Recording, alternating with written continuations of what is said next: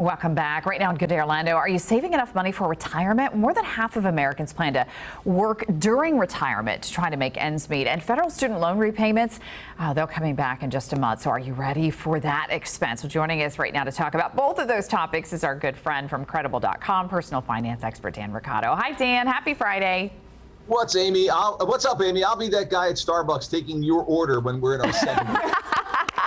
A barista. Hey, but it sounds fancy. I like, at least the title sounds good, right? Yeah. Okay, so let's talk about retirement first, because the old adage is always pay yourself first, right? Yep. So you're absolutely right. None of us are saving enough, right? But that shouldn't be reason to get down, because we can do this. No matter how old you are, we can make some starts. But the biggest problem is we wait too long and then we don't save enough. And Amy, the average Social Security check monthly is only about $1,500. So not many folks can live on $1,500 a month. We'll be eating cat food, living with our kids, which sounds dreadful. So again, the good news is we have time to turn this around. Well, and I think one of the hard things, especially right now, Dan, right? Inflation, we're paying more for everything. And then people hear, gosh, I'm supposed to be saving more. They think I can barely buy the gas for my car. Yeah, for sure.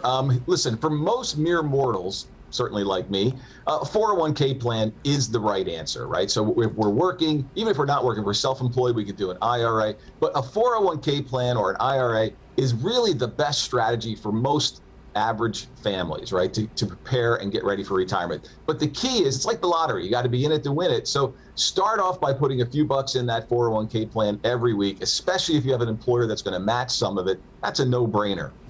The other thing I think that we don't often think about is we think about, okay, how am I going to pay my everyday bills in my retirement? But then we don't often think about long-term care and health care expenses. That can be really pricey. Yeah, hearing aids, right?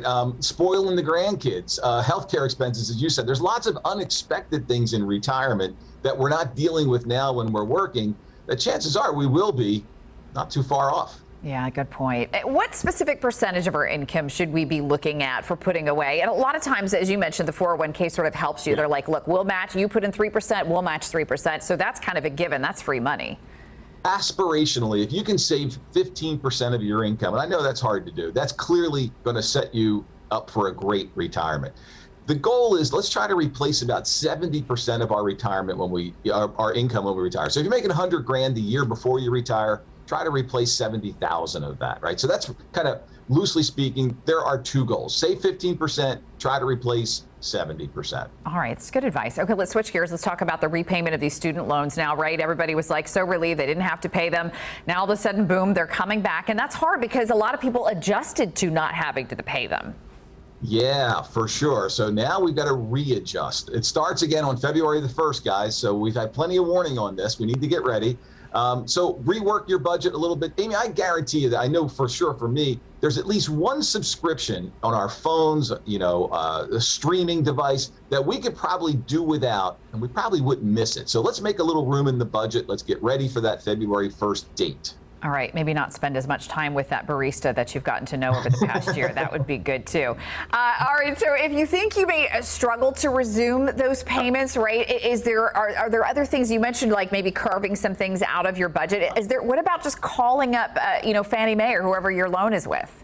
Yeah, for sure. So there's good news out there, right? There are programs if you're really stuck. For example, there's an income-based repayment program for federal student loans. You can find out more about that. The federal government website, studentaid.gov. Basically, it caps your monthly payment based on your income. If you've got high interest loans, Amy, now's the time to maybe refinance them into a lower rate, save you some money each month. You can obviously do that at Credible.com. So there are strategies that can help you if you really are struggling and maybe can't afford that payment come February the 1st. All right, yeah, a lot to talk about today. You did a great job covering it all, as you always do. Dan Roccato, Credible.com. Great to see you, my friend. See you at Starbucks. Take care. I do like the caramel macchiato a little too much. Dan, thank you.